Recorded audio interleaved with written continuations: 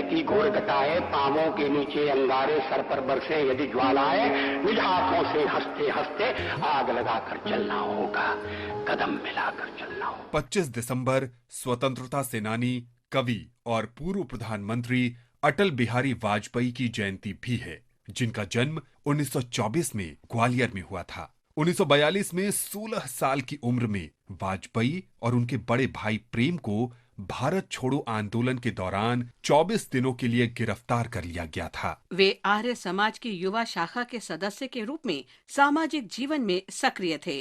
उन्होंने विभाजन के दंगों के कारण कानून की पढ़ाई छोड़ दी। टूटे हुए सपने की सुने कौन सिसकी, अंतर को चीर व्यथा पलकों पर ठिठकी, हार नहीं मानूंगा रार नहीं ठानूंगा, काल के कपाल पर लिखता मिटाता हूँ, गीत नया गाता हूँ। स्वतंत्रता के बाद अटल बिहारी वाजपेयी भारतीय जनसंघ के संस्थापक सदस्यों में से एक थे। उन्होंने भारत के प्रधानमंत्री के रूप में भी कार्य किया। उनके शासन को पोखरण 2 परमाणु परीक्षण, स्वर्णिम चतुर्भुज राजमार्ग परियोजना जैसी प्रमुख बुनियादी ढांचा परियोजनाओं और उदारीकरण के लिए भी याद किया जाता है। वाजपेयी एक प्रसिद्ध कवि भी थे।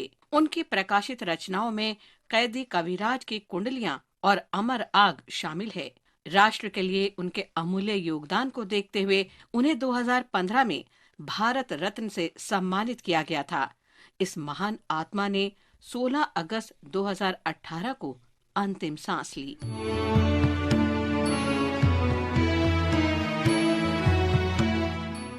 25 दिसंबर को महामना मदन मोहन मालवीय की जयंती भी है।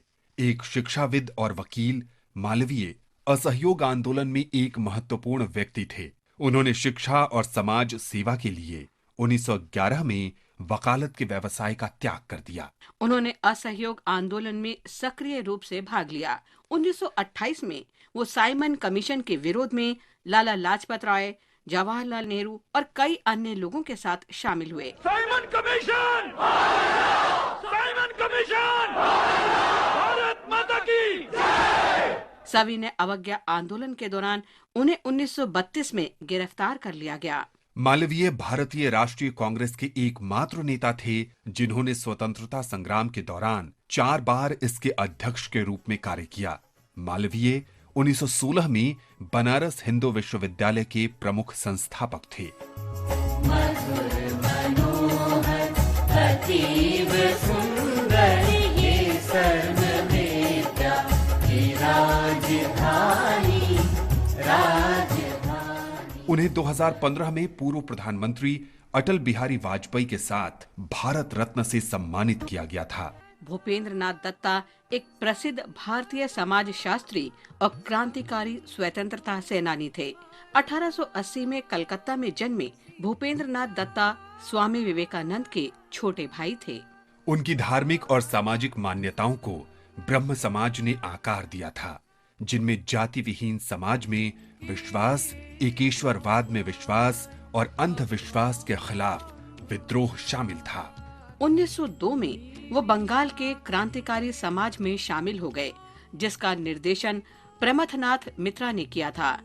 इस अवधि के दौरान वो श्री अरबिंदो और बारिंद्र घोष के करीबी सहयोगी बन गए। वे जुगांतर पत्रिका नामक समाचार पत्र के संपादक भी थे। 1907 में दत्ता को ब्रिटिश पुलिस ने राजद्रोह के आरोप में गिरफ्तार कर लिया और उन्हें 1 वर्ष के कारावास की सजा सुनाई गई। प्रथम विश्व युद्ध के दौरान भूपेंद्रनाथ जर्मनी गए और वहां क्रांतिकारी और राजनीतिक गतिविधियां शुरू की। 1930 में कराची में आयोजित भारतीय राष्ट्रीय कांग्रेस के वार्षिक सम्मेलन में उन्होंने भारतीय किसानों के लिए एक मौलिक अधिकार का प्रस्ताव रखा, जिसे बाद में कांग्रेस कमेटी ने स्वीकार कर लिया। उन्होंने अखिल भारतीय ट्रेड यूनियन कांग्रेस के 2 वार्षिक सम्मेलनों की भी अध्यक्षता की। राजनीतिक गतिविधियों में सक्रिय सदस्य होने के कारण भूपेंद्र नाथ को ब्रिटिश पुलिस ने कई बार गिरफ्तार किया था। उन्होंने 25 दिसंबर 1961 को अंतिम सांस ली।